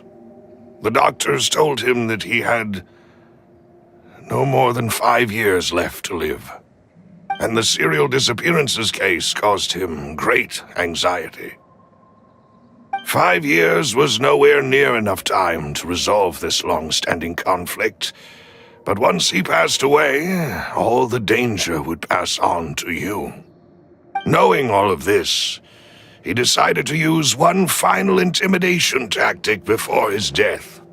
He claimed to have already gotten his hands on some key incriminating evidence for the other side, and even told some members of Spina di Rosula about the details. But as long as you remained safe, he would not share the evidence with the public. If something were to happen to you, then he and all those he told would immediately expose all they knew about Synth and the disappeared victims. Right, so nobody would be able to get off scot-free. As we've seen, Boss's tactic has worked. Even though Boss has been gone for a long time, the other side has not tried to take Demoiselle's life. No, I don't believe it. He never appeared to look sick to me. No father wants their daughter to see them weak and haggard, especially someone as proud as Boss. To him, dying in a duel and suffering lasting dishonor as the unfaithful were still far preferable than losing face in front of his daughter. So he chose to die in silence, so that he could protect me. I'm afraid you're not understanding this correctly, Demoiselle. What Boss wanted to hand to you was not a parasol, but a sword. If Boss's spirit could hear you telling me that you want to find the answer for the sake of everyone involved, I'm sure he'd be extremely proud. That fool. Couldn't he have just given it to me straight? No. He might have set up everything precisely because he never thought I'd be able to understand him. Is that the amount of confidence he had in me? And what if I was never able to make it to where I am now? Yeah. I suppose that's true. With the way he'd set things up, if I had wanted, I could have just lived out my life without a care in the world. But thankfully, he rarely talked to me about complex matters, and thus understood little of me as a person. In this case, he really didn't need to give me an easy way out. Malus, what was the key evidence that he shared with you? It's the location where Synth is produced. Essentially, it's the enemy's headquarters. When he was threatening the enemy, Boss didn't share the specifics of the incriminating evidence he found. But if you want to use it against the enemy, you'll still have to take several things into consideration. Why? If we know where the place is, can't we just go storming in? You mustn't forget that we're fighting against a mysterious and dangerous organization that's been in operation for decades. There's no telling what might be lying in wait at their headquarters. We also have no idea what kind of evidence we may be able to find inside, nor what people we may be able to capture. But a single visit to their headquarters would be tantamount to a formal declaration of war. The worst case would be that we leave empty-handed, but also open ourselves up to full retaliation. Then, in that case, why not work with the Fontaine authorities? Well, you saw one of them dissolve during Mr. Linney's case. We have no idea just how thoroughly they may have been infiltrated. Huh. That's true. Seems my father really had no choice. But things are different now. It should be a lot easier to prove the other side's guilt, now that we've connected Synth with the disappearances case. You sound like you've put a lot of thought into this, Malus. I am the butler, after all. I live but to serve the boss and Demoiselle's will. I've always been willing to take on any kind of risk for your sake. But considering my relative lack of ability, I've spent my time keeping secrets, performing basic investigations, and waiting for the right time to come. Thank you for all of that, Malus. Have you discovered anything new in the past few years? Let me think. One conclusion I came to is that the enemy must be quite familiar with Spina di Rosula, or at least have an informant planted here. When I announced orders to the organization's members on Demoiselle's behalf, I used to deliberately keep a few people in the dark and observe the reactions of the synth vendors. If the vendors didn't change their plans, then the individuals informed of our orders must be innocent. If the vendors packed up and fled, however, then someone must have given them the news. After several rounds of testing and investigative tracing, I've narrowed the suspect list down to 3 people. The first is Florent, Spina di Rosula's senior advisor. Huh? Florent? Yes, surprising, isn't it? He was one of the people Boss trusted the most, which also means that he was someone who understood Boss really well. Thanks to his position within Boss's innermost circle, he always knew our upcoming plans and could thus avoid capture this whole time. There's someone else like him too. Marcel, the head of Confrérie of Cabrières. Uncle Marcel. It's a guild in Poisson. Boss helped it to grow to its current size and prominence. In the beginning, they were only reselling some daily goods, but now they're one of the richest guilds around, with a lot of business connections in the city. So, they're like a sister organization of Spina di Rosula? Yes, you can say that. When we were fighting against the synth dealers, they provided us with plenty of support. It's a bit difficult to imagine someone using their own money to hunt down themselves. The final suspect is Thierry, the man responsible for coordinating information between Spina di Rosula and the guards. Although the guards mostly leave us to our own devices, there are still many activities we have to report to the local authorities. Since Thierry is always in the know about our current activities, he could theoretically always plan one step ahead. I see. These are all people who I communicate with quite regularly. To think that the enemy we've been fighting against has been right next to me all along, among those I trust the most. It's almost too hard to believe. If you want to investigate them, please take every precaution to not alert the quarry. Judging from our experience, the enemy is extremely cautious. Of course. And thank you, Malus. You've provided us with a lot of great information. You're too kind, my lady. I'm just doing my duty. And before I forget, proving Boss's innocence would also mean clearing him of blame in Jacques' death. After that incident, Jacques' wife and daughter were taken into the Spina's care. They still live in Poisson today. If it might help, you could also pay them a visit. I can make the necessary arrangements. Aw, thank you so much, Malus.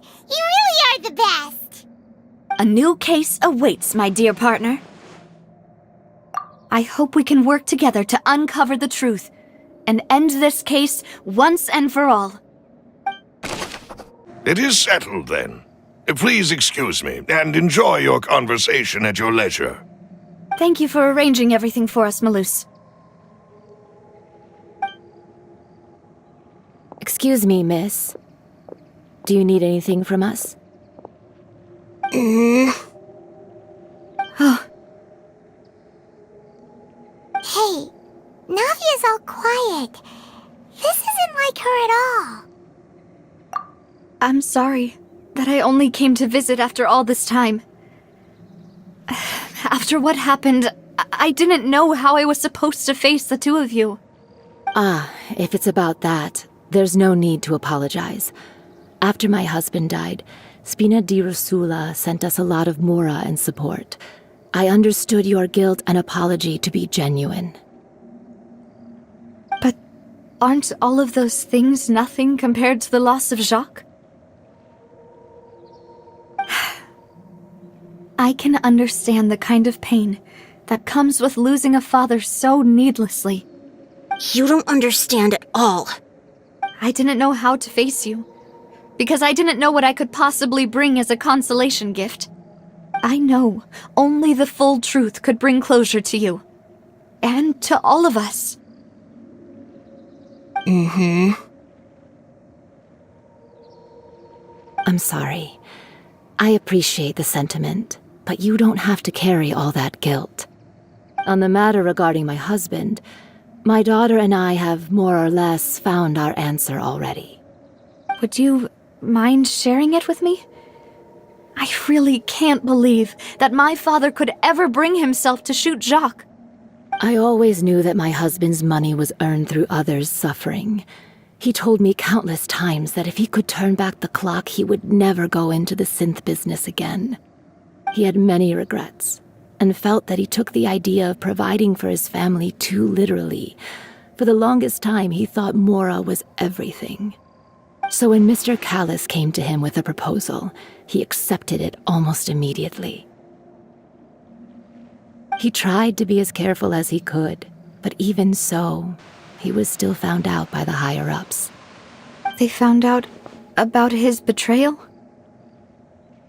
Papa didn't say that exactly, but Papa did tell me that I should never be ungrateful. Before he left that day, he told me that he had no choice. It was only later that I realized it was his final farewell to the two of us. I don't know that for sure, but you could say that's the conclusion I eventually came to. Which is why I'm the one who should feel guilty. Callis had always taken great care of us, both when he was still alive and after he passed away. Even if he fired the shot that killed my husband, it was likely in self-defense. It is impossible for me to hate him for what he had done. But Mama, why is Papa still the bad guy if he did the right thing? Papa always wanted to be a good man, so why did he have to do a bad thing in the end? Well, things aren't always as they seem. You still feel like your Papa was a good man, right? Yeah, Papa was a really good man. The best in the whole world. Then you should hold on to that. If a good man had to do a bad thing, then he must have had his reasons. Regardless of whether he left you a parasol or a sword. He must have done so to give you a better life. Oh. Thank you for everything you've told me. I will definitely find the truth. The current state of things is not something I'm willing to just sit back and accept. Thank you. I'm very grateful to hear this from you. Even though your personality is quite different from your father's, your determination when you speak is really similar. You really think so? That's the first time anyone said that to me. Are you okay, Navia? I'm fine. Don't worry. Let's investigate the 3 suspects next. Florence should be nearby, and we should be able to find Thierry and Uncle Marcel in the city. I'll get myself together on the way, so please don't worry. Greetings, boss. How may I be of assistance today? I'm sure you've heard about what happened at the Opera House? Someone got turned into water right in front of us. Yeah, I've heard. With something that dramatic, I'm sure journalists will milk it for all it's worth. And it'll be all the talk for the next several weeks. It also reminded me, on the day that the incident happened with my father, it was raining outside, and we found some clothes left at the scene. After my partner here put the dots together for me, I feel like we should try to reopen his case. Can you do me a favor and try to recall what happened that night? Let me think. Mr. Callis was feeling pretty upbeat that day. So he was drinking and bantering away with us at the table. After that, he told us that he wanted to go get some fresh air. So we let him go without thinking much of it. Who knew that we would hear 2 gunshots ring out right after? My first reaction was that Mr. Callis's life was in danger. So I grabbed my holster and made a mad dash toward the scene. But when I got there, it was already too late. Mr. Callus was standing over a dead body with a gun in his hands. All we could do was look back and forth at each other, not knowing what to say. So you also remember 2 gunshots then? Indeed. The guard said that the first shot didn't hit anyone, while the second killed Jacques. But I've never really bought that explanation. Reason being, Mr. Callus had left his gun on the table. I even made sure to confirm that before running to the scene. But according to the guards, that doesn't mean he couldn't have had other guns on his person. About the clothes left at the scene that you mentioned, do you think there was a third person there who was turned into water? At least from our perspective, my father had no reason to kill, so he would also have no reason to bring an extra gun with him. The gun he was holding probably belonged to Jacques, or a third person on the scene. Yeah, that makes a lot of sense. So you're saying Mr. Callus ended up with the gun because he seized it from one of the other guys? But hold on. If that's what had happened, then why didn't he share the truth with any of us? He didn't even want to face the Oratrice machine, and chose instead to prove his honor in a duel. Did he lose all faith in the courts after seeing someone dissolve right in front of his eyes? About that, Malus told me a thing or two, so I think I can understand why he committed to the duel. I'll tell you everything once the whole truth has been revealed. I understand. Then I'll leave Mr. Callus's honor in your hands, boss. And if I may just say one more thing, the whole Callus the Unfaithful epithet has been a thorn in my side since the day it was invented. Many people have laughed at me for still calling him Mr. Callus, even after so many years have passed. But it was Mr. Callus's trust that allowed me to rise through the ranks of Spina di Rosula and live the life I lead today. No matter what others might say, he'll always be the man I respect the most. And he'll always be my boss. Don't worry. I will definitely find the truth. You and all our other comrades at the Spina deserve to know the truth as well. Hey, Thierry! It's me! Oh, now, what brings you here, Miss Navia? I've heard that you made quite the name for yourself at the Opera House. Oh, so you've caught news of that already. Oh, okay. Hey, I'm also a member of the guards, you know. The way you make it sound, people would think I was sent off to Poisson because I had done something wrong. Are you sure there isn't a little bit of truth in that? Under normal circumstances, shouldn't you have been called back to the city already? I mean, where I work is really up to me. Let's just say I enjoy the ambiance of Poisson. Callus did a fantastic job running the town, building Spina di Rosula from the ground up and clearing many obstructions in my way. It would be next to impossible for me to find a similarly easy but high-paying job in the city. Anyway, enough chit-chat. Are these 2 friends of yours? You, here for some formal business? Yes. These 2 are my partners. What happened at the Opera House made us realize that Linny's case and my father's may be related. We're trying to reinvestigate the details of my father's old case. Ah, I get it. You think there might be more to the case now that we know people can be dissolved into water, right? I was also flabbergasted when I first heard of it. If you want to go through the original files from your father's case, I can help you look for them.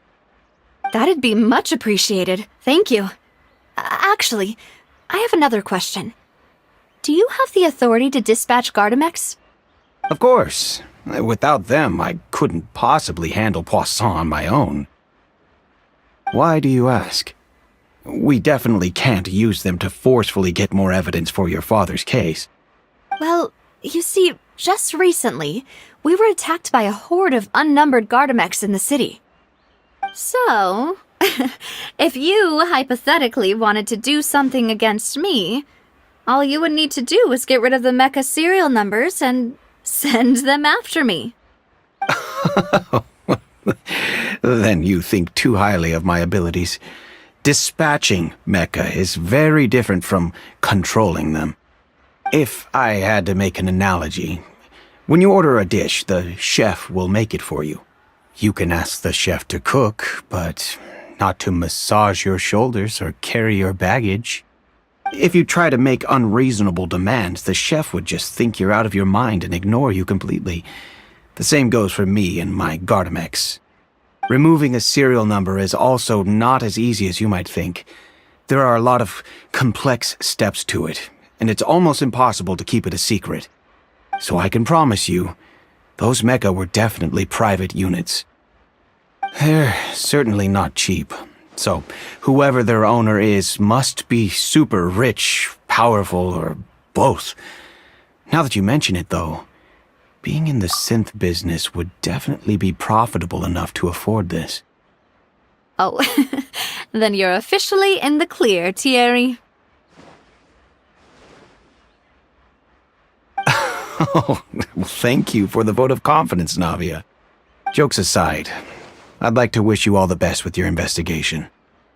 I'll be staying in the city for a little while, so just come find me if you need any support from the guards. Hello, how may I help you?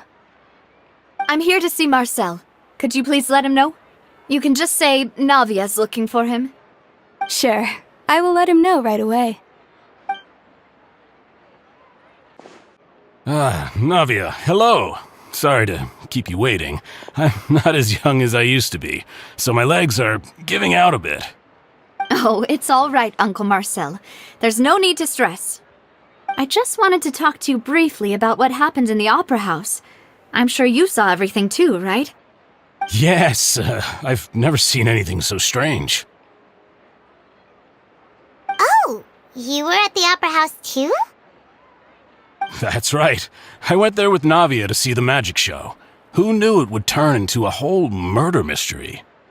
I also witnessed your marvelous sleuthing work. Quite impressive. To beat the Hydro Archon at her own game on her own turf, I can already imagine everyone in Fontaine discussing your exploits over a few glasses of wine. Oh, Paimon doesn't want to become the talk of drunkards. Apologies. It's just how Fontaine is as a nation. Everyone loves drama and theatrics. Uncle Marcel, you've also noticed that other thing, right? The fact that humans can dissolve in water? Yes, I was reminded of your father's case right away. Is that what you're investigating now? Exactly. I still don't have much solid proof, but I can sense that the other side has already begun to act. Oh, and what makes you say that? We were attacked on Araneus by some unnumbered Gardamex.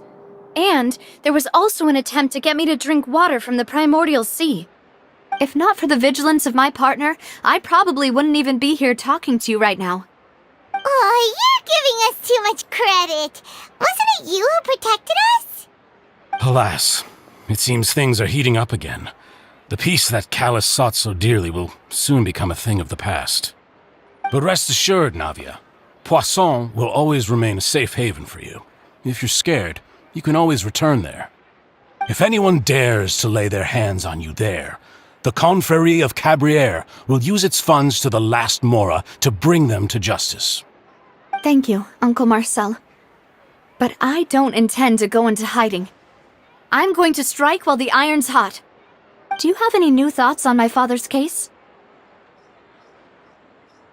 About that. Sorry, my age is catching up with me, so it'll take me a while to recall my memory.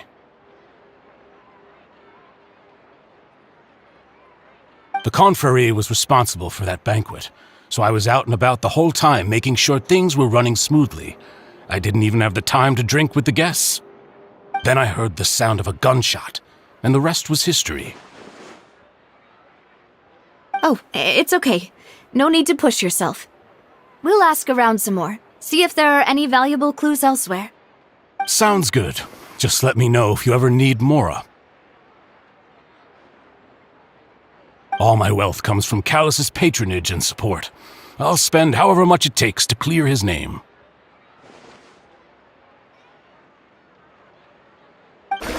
We've talked to all 3 suspects, purely based on their conversations with me. None of them sounded particularly suspicious. I suppose that's to be expected, though. If a single conversation's all that's needed to find them out, then my father wouldn't have needed to investigate the case for so many years. Anyway, even though we didn't make a breakthrough, let's still compile what we were able to find. But where should we start? Ah, you're right! Flora mentioned that Callus probably only ended up with the gun because of circumstance. That makes sense. According to Jacques' family members, he already told them that he had been discovered, and that he had no choice before he left home that day. If I had to guess, he probably received an order from the synth boss to kill my father. Had he refused, he and his family's lives would have been forfeit. So, Jacques fired the first shot? Oh? And why is that? Ooh, that's a good point. Jacques probably already knew that he was just being used as a tool for murder. And once he had completed his mission, he'd be of no more use to his boss. So, what would make more sense from his perspective would be to turn his back on the order and seek protection from my father. Makes sense. But without evidence, that's still just a theory. Besides Jacques, the attack from the Gardamex has been bothering me quite a bit as well. It's obvious that our enemy has become more antsy after the secret of the primordial seawater was revealed. Do you think he knew, even then, that we'd follow this lead to the end? Given everything that's happened since, it's quite possible. But who among the 3 suspects would have the ability to control privately owned Gardamex? Thierry, you say? It is possible that he's figured out a way to convert the Gardamex for personal use. But I didn't feel like he was lying when he was talking to us about the mecha. I also don't think he'd be able to keep that kind of tampering under wraps. Yeah, had he actually tampered with the mecha, we'd be able to prove it with a simple check of the guard's inventory. If the mecha were taken from the guards, it should be pretty easy to find out when and how that happened. Florent? It is true that he was closest to my father, and thus had the best chance of learning about his dealings with Jacques. But as Spina di Rosula's advisor, his work mostly deals with personnel and security, so he shouldn't have much means when it comes to finances. So you're saying he's too broke to afford a mecha army? Exactly. He can't. And even if he could, I don't think he would be able to dispatch a whole group so quickly. Uncle Marcel? My father did really trust him. And they worked together on a large number of projects. Maybe that's how he got to know Jacques. And with funds from the Confrérie, he could also afford a large number of Gardamex. It's still really hard for me to imagine, though. After all, Uncle Marcel has been around since I was just a child. Also, wouldn't this mean he has been spending a whole lot of mora and energy to fight his own synth business? Who could it be?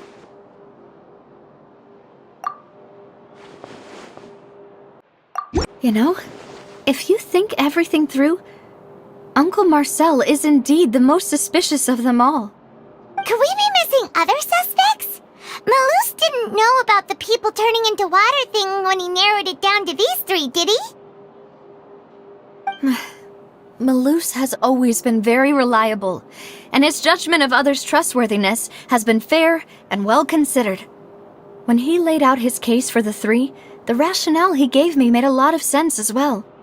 The suspect is knowledgeable about the Spina's internal affairs, has the means to dispatch Mecha to assassinate us, and possesses significant intellect and foresight. Even if I don't want to believe it, I'm starting to see how things could all tie back to Uncle Marcel. Well, We still have another trump card on top of all the theorizing and speculating. Yes, Malus did say that charging straight in there would be extremely risky. But we don't have any other options right now. We need far more solid proof before we can hope to go charging in on our enemy. Navia, here you are. Oh, I've been looking for you. Huh? Aren't you the guy from the guards? Did something happen? Yeah. News came from Irenaeus just after you left. We've got another trial on our hands. Wasn't that place built specifically for holding trials? What's so newsworthy about this one? I know. But they said the person they're putting on trial is a Fatui harbinger called Tartaglia. What? Is that someone you know? Yeah, we know him. Maybe even a little too. Well, he's been accused of being the true culprit behind the serial disappearances case. It's absurd, don't you think? Wait, how? None of our investigations have had anything to do with him. That's what I thought was strange about it, so I came to tell you the news right away. If the charge against him stands, then it'll be next to impossible to get the guards to support any of our planned investigations. Right, because they'll think they've already found the culprit. Yeah, and it'll be a lot harder then to clear Mr. Callus's name. I understand. Well, partner, what do you think we should do? We still haven't found any conclusive evidence.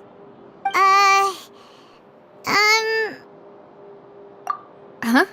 Split up? What do you mean?